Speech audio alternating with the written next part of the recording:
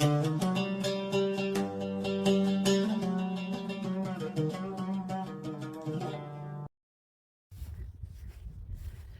everyone, just showing you our beautiful chemtrailed sky today.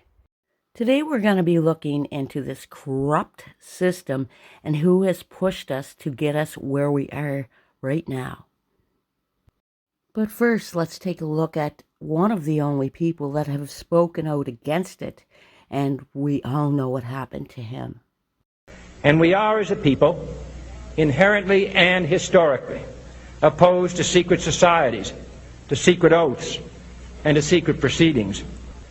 For we are opposed around the world by a monolithic and ruthless conspiracy that relies primarily on covert means for expanding its sphere of influence, on infiltration instead of invasion, on subversion instead of elections, on intimidation instead of free choice. It is a system which has conscripted vast human and material resources into the building of a tightly knit, highly efficient machine that combines military, diplomatic, intelligence, economic, scientific, and political operations. Its preparations are concealed, not published. Its mistakes are buried, not headlined. Its dissenters are silenced, not praised. No expenditure is questioned, no secret is revealed. That is why the Athenian lawmaker Solon decreed it a crime for any citizen to shrink from controversy. I am asking your help in the tremendous task of informing and alerting the American people, confident that with your help, man will be what he was born to be, free and independent. Are you ready for a new world order? And what we're seeing in the world today, I think, is we are on the brink of a dramatic change. Now, moving forward, we know many secret societies have pushed this agenda, but let's take a look who's done it publicly and who has influenced a great many people. And today, as a pilgrim of peace, I have come here to pay homage to Mahatma Gandhi, hero of humanity. Mahatma Gandhi taught that if all men and women, whatever the differences between them, cling to the truth with respect for the unique dignity of every human being, a new world order, a civilization of love can be achieved. May God guide us and bless us as we strive to walk together hand in hand and build together a world of peace. Mahatma Gandhi Ji Amara Hen. May Gandhi live forever. Satya Himsa Amara Hai. May truth and non-violence live forever.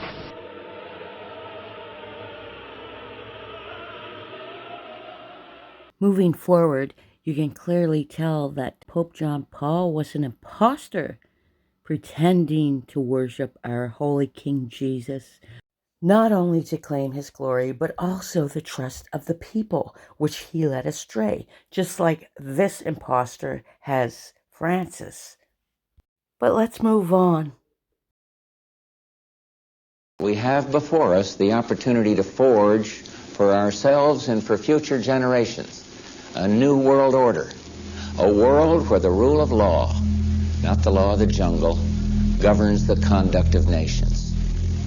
When we are successful, and we will be, we have a real chance at this new world order, an order in which a credible United Nations can use its peacekeeping role to fulfill the promise and vision of the UN's founders.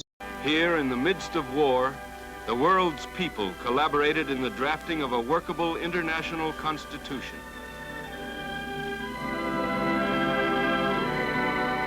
It was a conference to write a people's charter, opening with the words, "We, the people of the United Nations, determined to save succeeding generations." Just like at this moment in time, did any one of us vote for this? Just like back then. No, not one of us. Just the elite and how they saw fit to run the show, and they've ramped it up exponentially.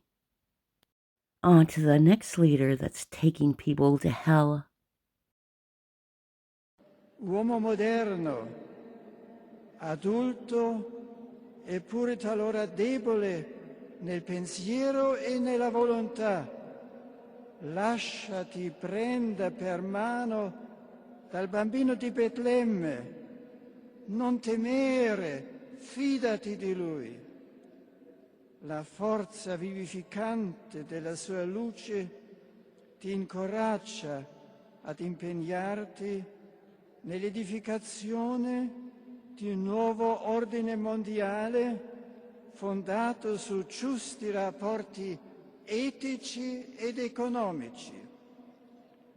Il suo amore guidi i popoli e ne rischiare la comune coscienza di essere famiglia chiamata a costruire rapporti di fiducia e di vicendevole sostegno. L'umanità unita potrà affrontare i tanti e preoccupanti problemi del momento presente, dalla minaccia terroristica alle condizioni di umiliante povertà in cui vivono milioni di esseri umani, dalla proliferazione delle armi alle pandemie e al degrado ambientale che pone a rischio il futuro del pianeta. Take note of all the words that this ex-pope said that recently died, Benedict. But anyhow, look where that led us. People openly cheering this blasphemous act on. But let's move on to their plan. Many liberal organizations, including the United Nations, are pursuing the development of a one-world religious organization. Today, on the United Nations' 55th anniversary, CBN News reporter Wendy Griffith takes a look at what's behind this push for a global religious voice. After a while, the drums, chants, and prayers representing many of the world's leading religions all started to sound alike, somehow losing their flavor in a melting pot of spiritual soup. The first ever Millennium World Peace Summit of religious and spiritual leaders took place at the United Nations in August, and some believe it marked the first major step toward a movement to usher in a global spiritual body that may one day speak for all religions. Robert McGinnis with the Family Research Council says it appears the hidden agenda is to unite people under one religious organization so they will peacefully accept UN goals such as population control, abortion rights, and one world government. The next 10 years leading up to the year 2030 are going to be critical for people and planet. We call it the Decade of Action to implement the Sustainable Development Goals. It is a challenge perhaps with no parallel in human history, both in terms of the scale and ambition, but also in the way that it is bringing people together across the planet, but also in the way that we try and address the challenges of our time. There is no time to be lost, and in many respects the urgency and the imperative to act have never been clearer. If you watch the evening news today across the world, you can see that whether it is inequality and poverty, whether it is climate change, environmental destruction, or the challenges that are ahead in terms of the future of automation, of pandemics, of cybercrime, we need to change the way we run our world. And this is where we want to invite you to be part of this. We want to make you all be part of an effort to change the course of the future. It's unprecedented, as I said, in terms of ambition, but it is also a fantastic opportunity. And I invite you all to be part of this human journey that we are undertaking and to prove to ourselves and the next generations that these next 10 years really made a difference. We are with you, and in UNDP we are committed to both supporting, to accompanying and to pioneering new ways of addressing the challenges that face us but we need to do it with you, and we certainly can't do it without you. Thank you. Notice how they all, especially the popes, pushed this poverty when they know nothing. They've claimed the glory they set on our King Jesus' throne, or so they think. And they have so much money, there would be no poverty in the world. But take a look at this. Rotate it 33 degrees, and that is where we are right now. So once again, there was no we to this. Just remember, our King Jesus is returning soon, and all these wicked people, false idols and deities, are going to be crushed by him. King Jesus bless you all.